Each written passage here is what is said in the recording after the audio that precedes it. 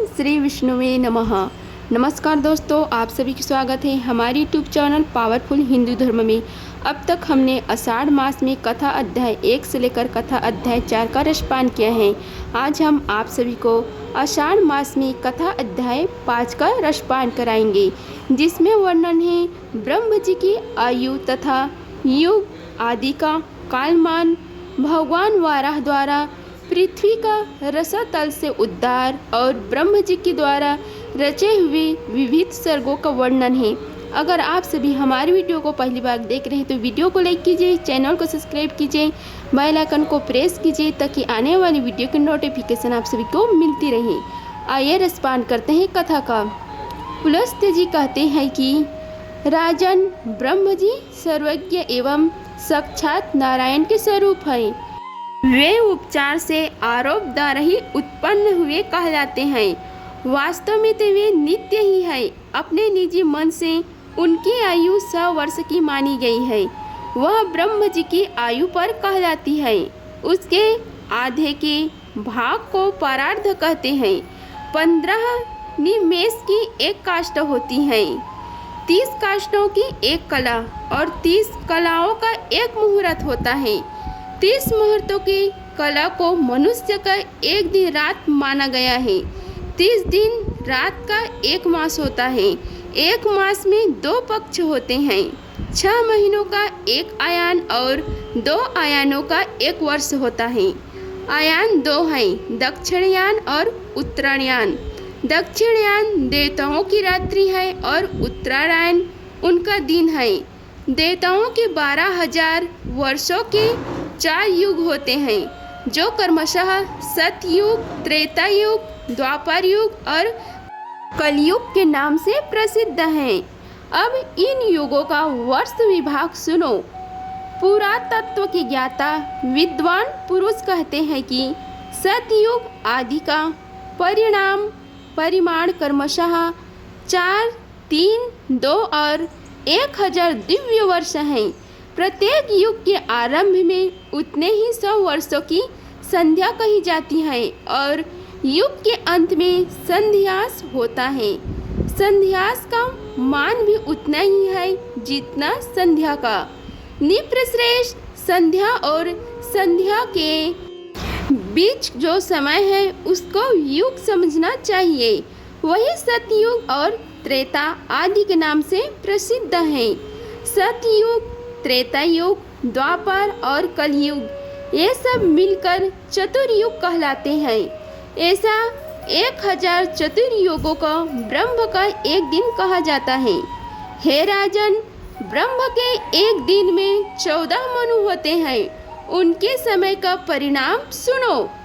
सप्तऋषि देवता इंद्र, मनु और मनु के पुत्र ये एक ही समय में उत्पन्न होते हैं तथा अंत में साथ ही साथ इनका संहार भी होता है। 71 चतुर्युग से कुछ अधिक काल का एक मानवंतर होता है।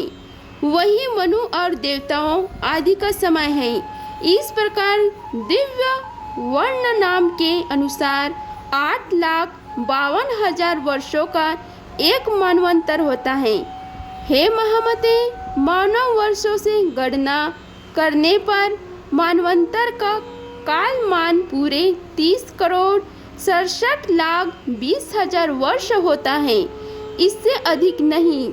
इस काल को 14 गुना करने पर ब्रह्म के एक दिन मान होता है। उसके अंत में नैमित्तिक नाम वाला ब्रह्म प्रलय होता है। उस समय भूलोक, भूअलोक और स्वर्गलोक संपूर्ण त्रिलोकी दग्ध होने लगती है और महलोक के में निवास करने वाले मनुष्य अंत से संताप होकर जलने की क्रम में चले जाते हैं। दिन के बराबर ही अपनी रात बीत जाने पर ब्रह्म जी पुनः संसार की सृष्टि करते हैं। इस प्रकार पक्ष, मास आदि के क्रम से धीरे धीरे ब्रह्म जी का एक वर्ष व्यतीत होता है तथा इसी क्रम से उनके 100 वर्ष भी पूरे हो जाते हैं। 100 वर्ष ही उन महात्मा का पूरा आयु है। भीष्म जी ने कहा, हे महामुने, कल्प के आदि में नारायण संज्ञक भगवान ब्रह्म ने जिस प्रकार संपूर्ण भूतों की सृष्टि की उसका आप वर्णन कीजिए। पुलस्त जी ने कहा, हे राजन, सबकी उत्पत्ति के कारण और अनादि भगवान ब्रह्म जी ने जिस प्रकार प्रजा वर्ग की सृष्टि की वह बताता हूँ, तुम सुनो। जब पिछले कल्प का अंत हुआ उस समय रात्रि में सोकर उठने पर सत्वगुण के उद्रेक से युक्त प्रभु ब्रह्म जी ने देखा कि संपूर्ण लोक सूना हो रहा है। तब उन्होंने यह जानकर कि पृथ्वी एक वर्ण के जल में डूब गई है और इस समय पानी के भीतर ही स्थित है, और उनको निकालने की इच्छा से कुछ देर तक विचार किया। फिर वे यज्ञमय वाराह का स्वरूप धारण करके जल के भीतर प्रविष्ट हुए। भगवान को पाताल लोक में आया देख पृथ्वी देवी भक्ति से विनम्र हो गए और उनकी स्तुति करने लगी। पृथ्वी बोली, हे भगवान, आप सर्वभूत स्वरूप परमात्मा हैं, आपको बारंबार नमस्कार है। आप इस पाताल लोक से मेरे उद्धार कीजिए। पूर्व काल में आपसे ही उत्पन्न हुई थी। परमात्मा, आपको नमस्कार है। आप सबके अंतर्यामी हैं, आपको प्रणाम है। प्रधान कारण और व्यक्त कार्य आपके ही स्वरूप हैं। काल भी आप ही है, आपको नमस्कार है। हे प्रभु, जगत की सृष्टि आदि के समय आप ही ब्रह्म विष्णु और रुद्र रूप धारण करके संपूर्ण भूतों की उत्पत्ति, पालन और संहार करते हैं। यद्यपि आप इन सब से परे हैं, मुमुक्ष पुरुष आपकी आराधना करके मुक्त हो पर ब्रह्म परमात्मा को प्राप्त हो गए हैं। भला आप वासुदेव की आराधना किए बिना कौन मोक्ष पा सकता है? जो मन से ग्रहण करने योग्य, नेत्र आदि इंद्रियों द्वारा अनुभव करने योग्य तथा बुद्धि के द्वारा विचरणीय है, वह सब आपका ही रूप है। हे नाथ, आप ही मेरे उपादान है, आप ही आधार है। आपने ही मेरी सृष्टि की है तथा मैं आपके ही शरण में हूँ। इसलिए इस जगत के लोग मुझे माधवी कहते हैं। पृथ्वी ने जब इस प्रकार स्तुति की तब उन परम कांतिमान भगवान धरणीधर ने गाघर स्वर्ग में गर्जना की। सामवेद ही उनकी उस ध्वनि के रूप में प्रकट हुआ। उनके नेत्र खिले हुए कमल के समान शोभा पा रहे थे तथा शरीर कमल के पत्ते के समान श्याम रंग का था। उन महावाराह रूपधारी भगवान ने पृथ्वी को अपनी दाढ़ों पर उठा लिया और रसातल से ऊपर की ओर उठे। उस समय उनके मुख से निकली हुई सांस के आघात से उछले हुए उस प्रलयकालीन जल ने जल लोक में रहने वाले सनंदन आदि मुनियों को भिगोकर निष्पाप कर दिया। निष्पाप तो वे थे ही, उन्हें और भी पवित्र बना दिया गया। भगवान महावाराह का उद्धार जल से भीगा हुआ था। जिस समय वे अपने वेदमय शरीर को कांपते हुए पृथ्वी को लेकर उठने लगे, उस समय आकाश में स्थित महर्षिगण उनकी स्तुति करने लगे। ऋषियों ने कहा, जनेश्वर के भी परमेश्वर केशव, आप सबके प्रभु हैं। गदा संग, उत्तम संग और चक्र धारण करने वाले हैं। सृष्टि, पालन और संहार के कारण तथा ईश्वर भी आप ही हैं। जिसे परमापद कहते हैं वह भी आपसे भिन्न नहीं है। हे प्रभु, आपका प्रभाव अतुलनीय है। पृथ्वी और आकाश के बीच जितना अंतर है वह सब आपके ही शरीर में व्याप्त है। इतना ही नहीं, यह संपूर्ण जगत भी आपसे व्याप्त है। हे भगवान, आप इस विश्व का हित साधन कीजिए। हे जगदीश्वर, एकमात्र आप ही परमात्मा हैं। आपके सिवा दूसरा कोई नहीं है। आपकी ही महिमा है जिससे यह चराचर जगत व्याप्त हो रहा है। यह सारा जगत ज्ञान स्वरूप है, तो भी अज्ञानी मनुष्य इसे पदार्थ रूप देखते हैं, इसलिए उन्हें संसार समुद्र में भटकना पड़ता है।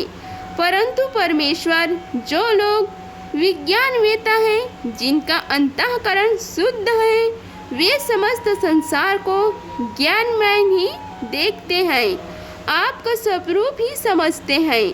सर्वभूत स्वरूप परमात्मा, आप प्रसन्न होइए, आपका स्वरूप अप्रेम है।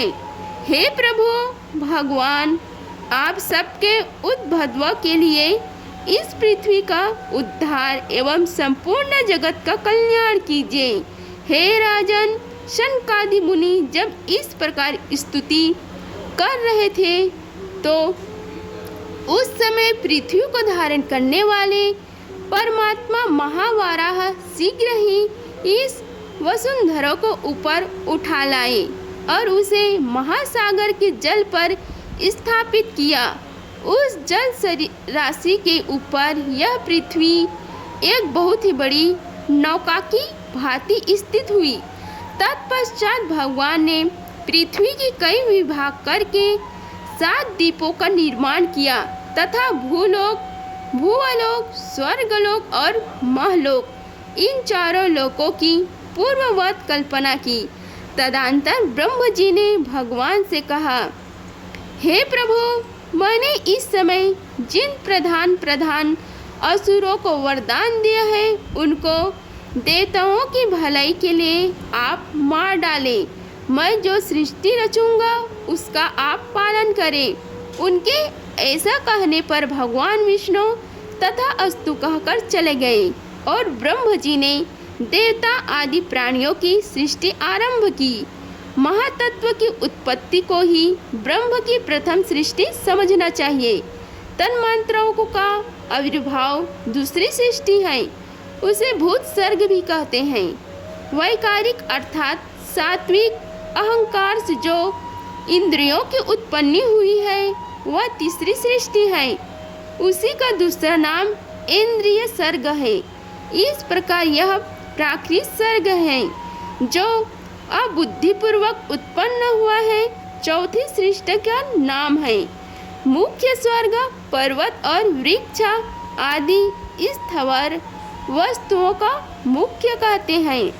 त्रियक स्त्रोत कहकर जिनका वर्णन किया गया है, वे पशु पक्षी कीट पतंग आदि ही पांचवी सृष्टि के अंतर्गत आते हैं। उन्हें त्रियक योनि भी कहते हैं। तत्पश्चात उधर्वरेता देवताओं का सर्ग है, वही छठी सृष्टि है और उसी को देव सर्ग भी कहते हैं। तदंतर सातवीं सृष्टि अवार्क स्त्रोतों की है, वही मानव सर्ग कहलाता है। आठवां अनुग्रह सर्ग है, वह सात्विक भी है और तामस भी। इन 8 सर्गों में से अंतिम 5 वैकृत सर्ग माने गए हैं तथा आरंभ के 3 सर्ग प्राकृत बताए गए हैं। 9वां कौमार सर्ग है, वह प्राकृत भी है और वैकृत भी। इस प्रकार जगत की रचना में प्रवृत्त हुए जगदीश्वर प्रजापति के एक प्रकृत और वैकृत नाम 9 सर्ग तुम्हें बतलाए गए, जो जगत के मूल कारण हैं। अब तुम और क्या सुनना चाहते हो? भीष्म जी ने कहा, हे गुरुदेव, आपने देवताओं आदि की सृष्टि थोड़े में ही बताई है। हे मुनि श्रेष्ठ, अब मैं उसे आपके मुख से विस्तार पूर्वक के साथ सुनना चाहता हूँ। पुलस्त जी ने कहा, हे राजन, संपूर्ण प्रजा अपने पूर्वकृत शुभाशुभ कर्मों से प्रभावित रहती है, अतः प्रलय काल में सबका संहार हो जाने पर भी वह उन कर्मों के संस्कार से मुक्त नहीं हो पाती। जब ब्रह्मा जी सृष्टि कार्य में प्रवृत्त हुए, उस समय उनसे देवताओं से लेकर स्थावर पर्यंत 4 प्रकार की प्रजा उत्पन्न हुई। वे चारों हैं ब्रह्म जी के मानसिक संकल्प से प्रकट होने के कारण, मनसी प्रजा कहलाई। तदंतर प्रजापति ने देवता, असुर, पितर और मनुष्य इन 4 प्रकार के प्राणियों की तथा जल की भी सृष्टि करने की इच्छा से अपने शरीर का उपयोग किया। उस समय सृष्टि के इच्छा वाले मुक्तात्मा प्रजापति की जंघा से पहले दुरात्मा असुरों की उत्पत्ति हुई। उनकी सृष्टि के पश्चात भगवान ब्रह्म ने अपनी वयस आयु से इच्छा अनुसार वायु पक्षियों को उत्पन्न किया। फिर अपनी भुजाओं से भेड़ों और मुख से बकरों की रचना की। इसी प्रकार अपने पेट से गायों और भैंसों को तथा परसों के घोड़े, हाथी, गधे, नीलगाय, हरिण, ऊंट, खच्चर तथा दूसरे पशुओं की सृष्टि की। ब्रह्म जी के रोमवली योग से फल, मूल तथा भांति के अन्नों का प्रादुर्भाव हुआ। गायत्री छंद, ऋग्वेद, त्रिवृत्त स्तोत्र, रथांतर तथा अग्निष्ट होम यज्ञ को प्रजापति ने अपने पूर्ववर्ती मुख से प्रकट किया। यजुर्वेद, त्रिष्टुप छंद, पंचदश स्तोत्रम, बृहत्सम और उक्त की दक्षिण वाले मुख से रचना की। सामवेद जगत की छंद, सप्तदश स्तोत्रम, वैरूप और अतिरात्र भाग की सृष्टि पश्चिम मुख से की तथा 21 स्तोत्रम अथर्ववेद, अप्तयार्मा, अनुपष्ट छंद और वैराज को उत्तरवर्ती मुख से उत्पन्न किया। छोटे बड़े जितने भी प्राणी हैं सब प्रजापति के विभिन्न अंगों से उत्पन्न हुए हैं। कल्प के आदि में प्रजापति ब्रह्मा ने देवताओं, असुरों, पितरों और मनुष्य की सृष्टि करके फिर यक्ष, पिशाच, गंधर्व, अप्सरा, सिद्ध, किन्नर, राक्षस, सिंह, पक्षी, मृग और सर्पों को उत्पन्न किया। नित्य और अनित्य भी यह चराचर जगत है। सबको आदिकर्ता भगवान ब्रह्म ने ही उत्पन्न किया। उन उत्पन्न हुए प्राणियों में से जिन्होंने पूर्व कल्प में जैसे कर्म किए थे वे पुनः बारंबार जन्म लेकर वैसे ही कर्मों में प्रवृत्त होते हैं। इस प्रकार भगवान विधाता ने ही इंद्रियों के विषयों, भूतों और शरीर में विभिन्नता एवं पृथक पृथक व्यवहार उत्पन्न किया। उन्होंने कल्प के आरंभ में वेद के अनुसार देवता और प्राणियों के नाम, रूप और कर्तव्य का विस्तार भी किया। ऋषियों तथा अन्य प्राणियों के भी वेदन अनुकलन, नाम और उनके यथायोग्य कर्मों को भी ब्रह्म जी ने ही निश्चित किया। जिस प्रकार भिन्न भिन्न ऋतुओं के बारंबार आने पर उनके विभिन्न प्रकार के चिन्ह पहले के समान ही प्रकट होते हैं, उसी प्रकार सृष्टि के आरंभ में भी सारे पदार्थ पूर्व कल्प के अनुसार ही दृष्टिगोचर होते हैं। सृष्टि के लिए इच्छुक तथा सृष्टि की शक्ति युक्त ब्रह्म जी कल्प के आदि में बारंबार ऐसी ही सृष्टि किया करते हैं। अगर आप सभी को हमारी वीडियो पसंद आई होगी तो वीडियो को लाइक कीजिए, चैनल को सब्सक्राइब कीजिए ताकि आने वाली वीडियो की नोटिफिकेशन आप सभी को मिलती रहे और कमेंट बॉक्स में ओम नमो भगवते वासुदेवाय लिखिए। धन्यवाद। मिलते हैं अगले वीडियो में, तब तक के लिए जय श्री राधे कृष्णा।